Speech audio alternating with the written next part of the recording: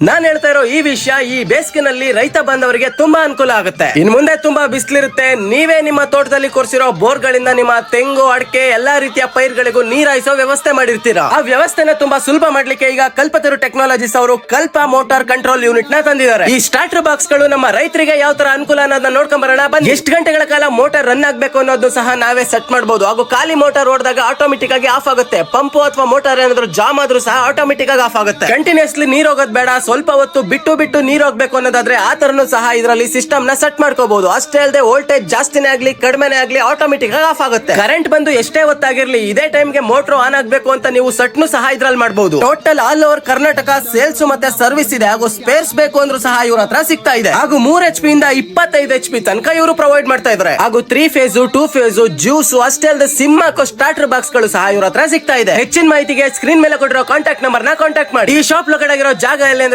4th cross Vinayaka ನಗರ, ನಮ್ಮ ತುಮಕೂರಿನಲ್ಲಿ. ಎಲ್ರಿಗೂ ಧನ್ಯವಾದಗಳು.